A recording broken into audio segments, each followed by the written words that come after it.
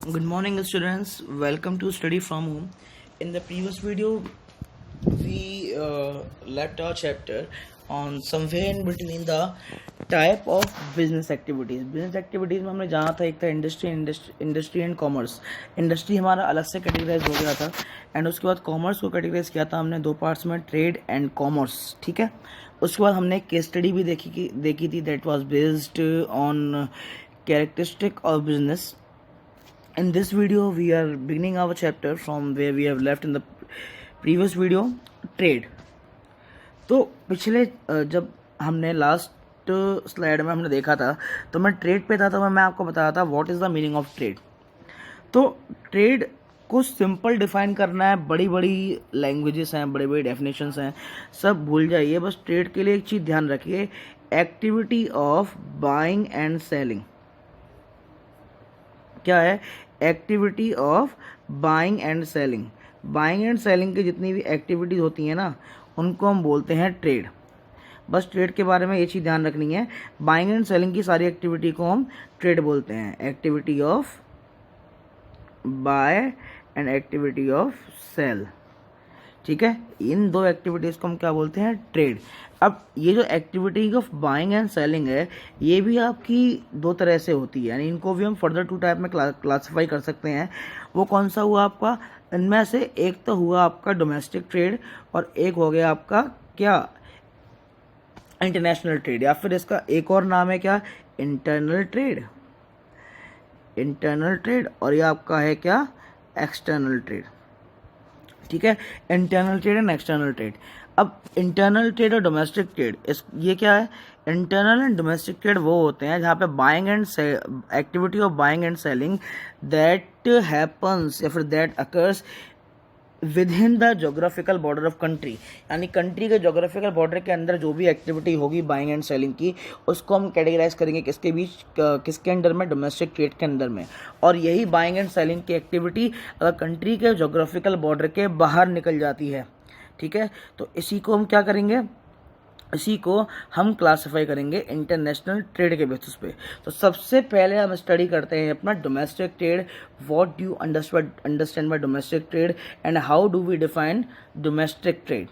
ठीक है, देखिए, domestic trade also known as internal trade और होम ट्रेड. डोमेस्टिक ट्रेड जिसका और भी नाम हमें दिया हुआ है क्या? इंटरनल ट्रेड और होम ट्रेड.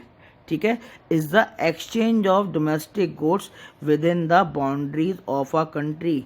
यानी कंट्री के अंदर जितनी भी बाइंग एंड सेलिंग की एक्टिविटी होती है डोमेस्टिक गुड्स की, हम उनको बोलते हैं क्या? डोमेस्टिक ट्रेड या फिर इंटरनल ट्रेड. इंटरनल यानी कि अंदर का, यानी कंट्री के अंदर में जो चीज़ें हो रही हैं, कंट्री के अंदर जो बाइंग एंड सेलिंग की एक्टिविटी है, उसको हम बोलते हैं डोमेस्टिक ट्रेड. अब डोमेस्टिक ट्रेड को हम फर्दर टू पार्ट्स में डिवाइड कर सकते हैं. वो कौन सा हो गया आपका? एक हो गया होलसेल ट्रेड, एक हो गया रिटेल ट्रेड. अब होलसेल एंड रिटेल का मैं आपको एग्जांपल देता हूँ. तो आप कई बार ऐसी बड़ी बड़ी शॉप पे जाते होंगे जहाँ पे चीज़ें आप सिंगल पीस या डबल पीस में नहीं खरीद सकते. आपको वहाँ पे बल्क में चीज़ें परचेज करनी पड़ती हैं. एंड ऐसे शॉपकीपर्स या ऐसी ट्रेडिंग जहाँ पे एक पर्सन बल्क में सामान परचेज करता है डायरेक्ट प्रोड्यूसर से, ठीक है, उसके बाद उसको थोड़े थोड़े प्रॉफिट पे रिटेलर्स को बेचता है. अब जरा इस डेफिनेशन में देख लेते हैं, यहाँ पे जो एक्सप्लेनेशन दे रखा है होलसेल ट्रेड का. What is exactly a wholesale trade is? Wholesale trade is concern with buying goods from manufacturer. यानी गुड्स कहाँ से? मैन्युफैक्चरर और डीलर्स और प्रोड्यूसर्स इन लार्ज क्वांटिटी. यानी कि होलसेल ट्रेड में क्या होता है? Wholesale trade deals with the activity of buying the goods from producer और मैन्युफैक्चरर इन लार्ज क्वांटिटी. उसके बाद उसको छोटी छोटी क्वांटिटी में क्या करते हैं? बेचा जाता है. ठीक है, तो वो होते हैं आपके होलसेलर. देखिए, होलसेलर क्या करता है? Wholesaler is the link between the producer and retailer, या फिर प्रोड्यूसर और कंज्यूमर. रिटेलर जाके सीधा होलसेल प्रोड्यूसर से कंट्रोल नहीं कर सकता, बिकॉज आप कहीं से भी जाके एकदम बड़ी क्वांटिटी में माल उठा सकते हैं जहाँ से प्रोडक्शन होता है.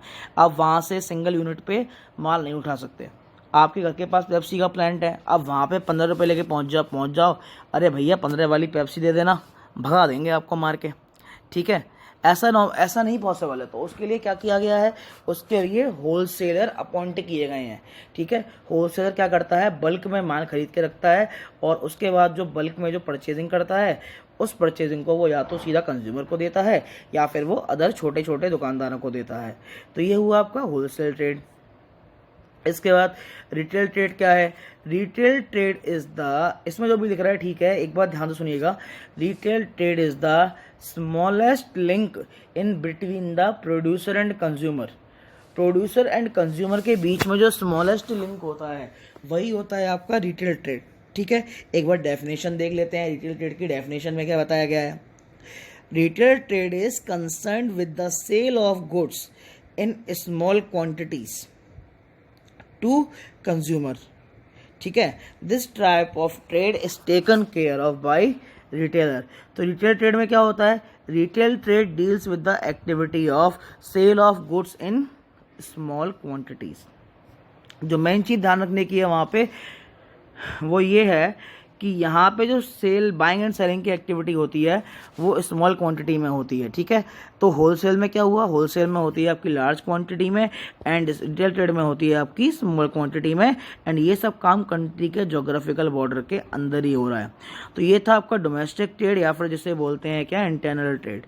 इसके बाद है आपका इंटरनेशनल ट्रेड या फिर जिसको हमने बोला क्या, एक्सटर्नल ट्रेड। ठीक है, अब एक्सटर्नल ट्रेड आपका दो टाइप का होता है, देखते हैं कौन कौन सा। एक्सटर्नल बोल लो, इंटरनेशनल बोल लो, वो होता है आपका इंपोर्ट, एक्सपोर्ट एंड इंटरपोर्ट। ठीक है, अब हम बचपन से इंपोर्ट एक्सपोर्ट के बारे में पढ़ते आ रहे हैं, इंपोर्ट क्या है। अब इंटरनेशनल ट्रेड में मैंने आपको कल भी बताया था, जहाँ पे बाइंग एंड सेलिंग की एक्टिविटी कंट्रीज के बीच में होती है, तो उसको हम बोलते हैं क्या, इंटरनेशनल ट्रेड। और कम से कम 2 और मोर कंट्रीज तो चाहिए, minimum 2 countries are required for the conduction of international trade. अब जो इसके पार्ट थे, एक्सपोर्ट हुआ, इंपोर्ट हुआ, वो क्या है, वो चीज़ हमको मेन समझनी है कि हम इंपोर्ट को कैसे डिफाइन करें, हम एक्सपोर्ट को कैसे डिफाइन करें, वो चीज़ हम यहाँ समझेंगे। अब सबसे पहले एक्सपोर्ट आया। एक्सपोर्ट क्या है, एक्स का मतलब बाहर भेजना। ठीक है, तो sale of good to a foreign country. जब कहीं किसी कंट्री की डोमेस्टिक चीज़ उस कंट्री के जोग्राफिकल बॉर्डर के बाहर बेची जाती है, that is the export. Means export is the type of trade, export is the type of international trade which deals with the selling of goods to a foreign country or to the outside of border of country। यानी जब देश के बाहर दो देशों के बीच में कोई कंट्री अपना सामान बेच रही है किसी दूसरे देश को, तो वो हो गया क्या, आपका एक्सपोर्ट, यानी कि बाहर। इम्पोर्ट मतलब अंदर आना, यानी कि it refers to the buying of goods from a foreign country. Foreign sale of good and buying of goods from, तो जो टू और फ्रॉम का अंतर है, यानी कि एक्सपोर्ट में होता है उनको बेचना, इंपोर्ट में होता है उनसे खरीदना। ये था आपका इम्पोर्ट एंड एक्सपोर्ट। इसके बाद जो लास्ट, इम्पोर्ट एक्सपोर्ट आपने पढ़ा होगा, I am damn sure about that, but आप लोगों ने इंटरपोर्ट नहीं पढ़ा होगा। ठीक है, what is the meaning of entrepot, entrepot क्या होता है। तो इंटरपोर्ट में आपको बता दूं, देखिए इंपोर्ट में हम किसी कंट्री से सामान खरीदते हैं, एक्सपोर्ट में हम किसी कंट्री को सामान बेचते हैं। ठीक है, अब यहाँ पे entrepot is the kind of international trade where one country entrepot some good for the purpose to export that good. यानी कि सपोज कीजिए, पहले एक बार अंडरलाइन कर लीजिए, जो मेन चीज़ यहाँ इसमें समझनी है वो क्या है, जो हाईलाइट करने वाली लाइन हमारी कौन सी है, वो है कि it refers to import of goods for the purpose of export. ठीक है, अब सपोज कीजिए ये आपका यूएसए, सॉरी ये आपका क्या है,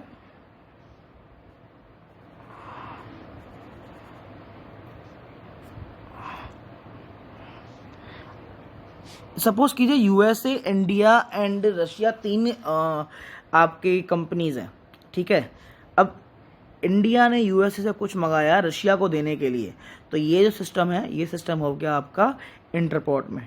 ठीक है, तो ये था आपका internal trade and external trade के बारे में। तो एक बार मैं आप लोगों को रिवाइज कराना चाहूँगा जो हम ट्रेड हम देख रहे थे।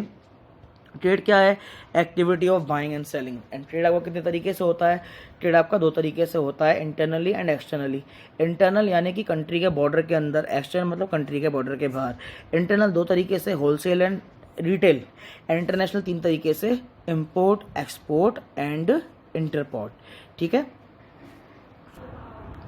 अब हम चलते हैं अपने वीडियो में आगे। आप लोगों को अगर याद हो तो मैंने जब इंडस्ट्री कवरअप कराई थी तो इंडस्ट्री में जो तीन टाइप की इंडस्ट्री थी, प्राइमरी, सेकेंडरी एंड टर्शरी। मैंने टर्शरी इंडस्ट्री नहीं कराई थी बिकॉज एक रीज़न की वजह से, वो अब हम यहाँ स्टडी करेंगे। अब सबसे पहले एक बार जाते हैं बिजनेस एक्टिविटी के क्लासिफिकेशन पे। Industry and commerce. इंडस्ट्री को हमने तीन पार्ट्स में डिवाइड किया था, primary, secondary and tertiary. And commerce को भी हमने दो पार्ट में डिवाइड किया था, trade and auxiliaries to trade. सबसे पहले तो जो चीज़ हमारे लिए ज़रूरी है वो ये जानना ऑक्सिलरीज टू ट्रेड है क्या, बाकी बात तो हम करेंगे बाद में। What is the meaning of this auxiliaries to trade? ठीक है, ऑक्सिलरीज टू ट्रेड का मतलब है एड्स। एड्स का मतलब हेल्प। एड्स का क्या मतलब हो गया यहाँ पे? एड्स का मतलब हो गया हेल्प। और यही सेम ऑक्सिलरीज टू ट्रेड ही होती है हमारी टर्शरी इंडस्ट्री। यानी कि टर्शरी इंडस्ट्री में वो सारी एक्टिविटीज़ आती हैं जो बाकी की इंडस्ट्री को ग्रो करने में हेल्प करें। ठीक है, ये होता है आपका टर्शरी इंडस्ट्री का मतलब। तो अगर मैं आपसे टर्शरी इंडस्ट्री के बारे में पूछूं तो tertiary industry are those industry which deals in the activity of helping other to industry या फिर which provide services which provide aids to other industries। ठीक है, same auxiliaries to trade means all the activities, all the services which provide help to other trading services। जो business में किसी भी तरह की हेल्प करें, उन सारी सर्विसेज को, उन सारी एक्टिविटीज़ को हम क्या करते हैं? ऑक्सिलरीज टू ट्रेड या फिर टर्शरी इंडस्ट्री के अंडर क्वालिफाई करते हैं, अंदर स्टडी करते हैं। ठीक है, अब सबसे पहले जो इसमें आता है वो आता है transport, warehousing, insurance, advertising, packaging and banking and finance. And कौन सा? Banking and finance. अब ऑक्सिलरीज टू ट्रेड कैसे? देखो, ऑक्सिलरीज यानी कि ट्रांसपोर्ट किस तरह से बिजनेस में हेल्प कर सकता है, वेयर हाउसिंग किस तरह से बिजनेस में हेल्प कर सकता है, इंश्योरेंस किस तरह से बिजनेस में हेल्प करता है। इसके लिए हम चलते हैं अपने नेक्स्ट स्लाइड पे। और एक चीज़ ध्यान रखेंगे, मैं इस स्लाइड में एक चीज़ और पढ़ाता चलूँगा। क्या? वो है फंक्शन ऑफ कॉमर्स। हमने कॉमर्स जाना था। कॉमर्स करता क्या है? कॉमर्स होता है link between the producer and consumer. तो हम अब क्या करेंगे? हम कॉमर्स के फंक्शन भी एक साथ पढ़ते हुए चलेंगे। ठीक है, कॉमर्स करता क्या है? ठीक है, इनके साथ साथ, ट्रांसपोर्ट के साथ साथ। चलिए, सबसे पहला जो auxiliaries to trade tertiary industry में सबसे हेल्पफुल जो चीज़ है वो है ट्रांसपोर्ट एंड कम्युनिकेशन। ठीक है, अब ट्रांसपोर्ट एंड कम्युनिकेशन का काम क्या है? तो ट्रांसपोर्ट एंड कम्युनिकेशन का काम क्या है? ट्रांसपोर्ट का काम है मूवेबिलिटी देना। यानी कि अगर कोई प्रोडक्शन किसी एक प्लेस पे हुआ है तो उस प्रोडक्शन गुड्स को दूसरी जगह तक, यानी जहाँ पे ये यूज़ किया जाना चाहिए वहाँ तक पहुँचाना, ये मेन काम होता है किसका? ट्रांसपोर्ट का। ठीक है, ये तो हमारा मेन वर्क हो गया ट्रांसपोर्ट का। अब कैसे? इसका एक एग्जांपल समझते हैं। अभी जैसे कोरोना वायरस के चलते हुए सब चीज़ों की शॉर्टेज क्यों हो रही है?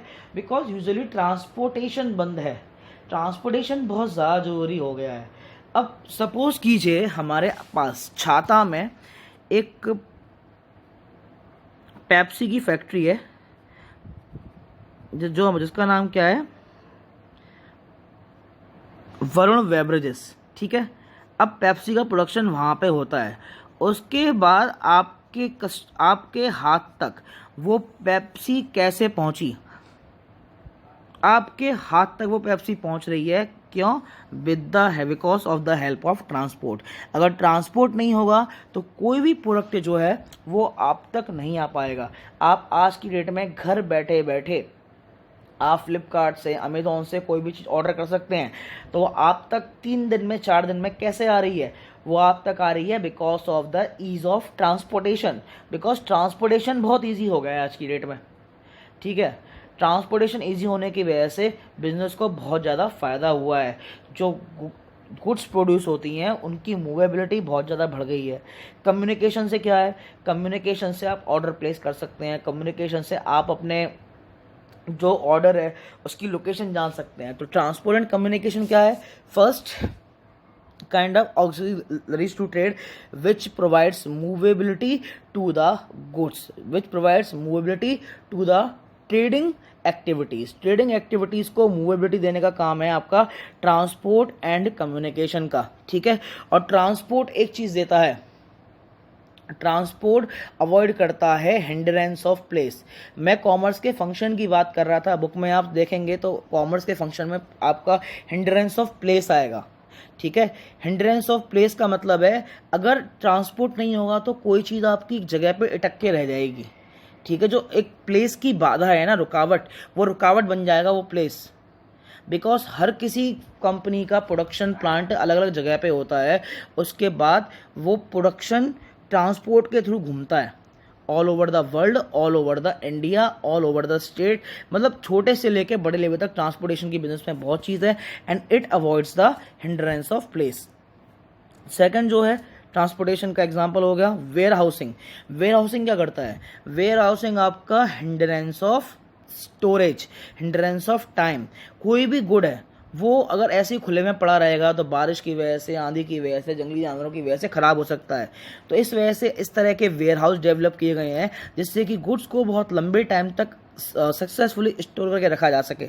तो वेयर हाउसिंग क्या है? Warehousing provides storage facilities to the business and other trading activities. whenever the business needs या business requires to store the goods, they contact the warehousing services. तो warehousing services are also part of tertiary industry or the auxiliaries to trade, ठीक है। Example आपका होगा FDI है, food FCI, sorry not FDI, FCI। India में क्या है? India में CWC है, सेंट्रल वेयर हाउसिंग कॉर्पोरेशन है, फूड कॉर्पोरेशन ऑफ इंडिया है। इन लोगों के क्या है? बड़े बड़े गोडाउन होते हैं, ठीक है। कोल्ड स्टोरेज भी आपका वेयर हाउसिंग का एग्जाम्पल हो सकता है कि जितने बड़े बड़े जो FCI के, CWC के जो गोडाउन होते हैं, वेयर हाउसेज होते हैं, उनमें किसान अपने गेहूं को, वीट को, अपनी क्रॉप को स्टोर करके रखते हैं जिससे कि लंबे टाइम तक उनकी क्रॉप चलती रहे। ऐसा क्यों होता है कि आप ठंड में उगने वाला आलू किसी भी सीजन में खा सकते हैं? ऐसा क्यों होता है कि गर्मी में उगने वाला आम ठंड में खा सकते हैं? इसका रीज़न है because of warehousing. Warehousing ने टाइम की हिंड्रेंस को बिल्कुल ख़त्म करके रख दिया है, यानी कि अब कोई भी चीज़ आप किसी भी समय एक्सेस कर सकते हैं because of what? Because of this warehousing and storage facilities, ठीक है। इसके बाद एडवर्टाइजिंग। एडवर्टाइजिंग से क्या होता है? आपके प्रोडक्ट को नए नए मार्केट मिलते हैं, ठीक है। अब एक चीज़ समझिए, एक प्रोडक्ट आपका सिंपल सा बिना एडवर्टाइज किया चल रहा है, ठीक है। वहीं एक शैम्पू ने ऐश्वर्या राय आ गई, ऐश्वर्या राय बच्चन जी आ गई, वहाँ पर उन्होंने उस शैम्पू की तारीफ में 4 शब्द क्या बोल दिए, उसके बाद तो भैया पूरी जनता पागल हो गई। So this is the age of advertising, ठीक है। और एडवर्टाइजिंग से आपके प्रोडक्ट को मार्केट मिलता है एंड मार्केट मिलता है तो आपके प्रोडक्ट की सेल बढ़ती है एंड आपके प्रोडक्ट की सेल बढ़ती है तो आपका प्रॉफिट बढ़ता है। तो ये भी आपका tertiary industry and auxiliaries to trade का पार्ट है। इसके बाद है आपका पैकेजिंग। पैकेजिंग भी आपका हेल्पफुल है। पैकेजिंग फैसिलिटीज़, पैकेजिंग सर्विसेज, ऐसी सेपरेट पर्टिकुलर ऑर्गेनाइजेशंस हैं जो कि पैकेजिंग सर्विसेज अवेल कराती हैं। तो ये भी आपका पार्ट है टर्शरी इंडस्ट्रीज़ का। एक बात ध्यान रखेंगे, tertiary industries and auxiliaries to trade क्या है? ये सेम सर्विसेज हैं।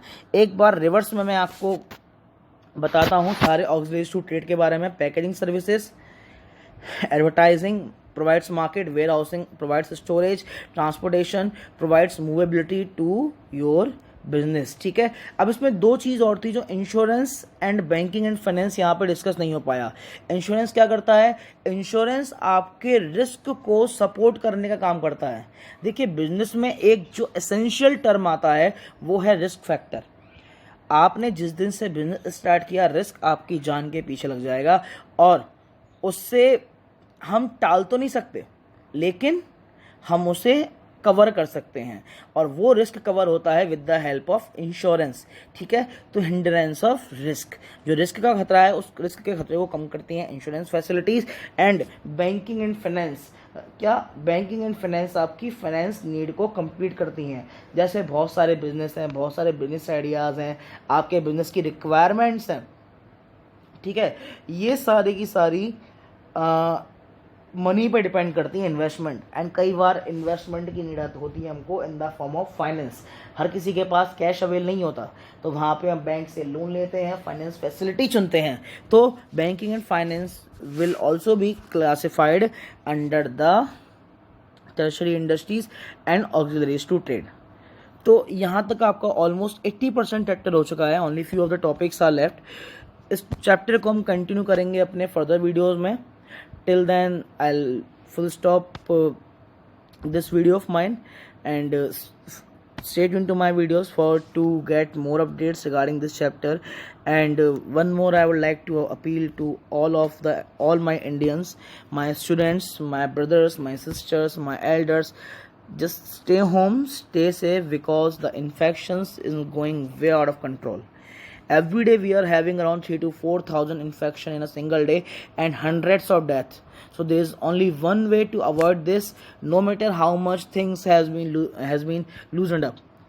But we'll have to understand our responsibility, and our responsibility is stay home, stay safe. ठीक है, अपने बच्चों को समझाइए, अपने बड़ों को समझाइए और घर पे रह के पढ़ाई कीजिए, ठीक है। Stay tuned to my videos. Thank you.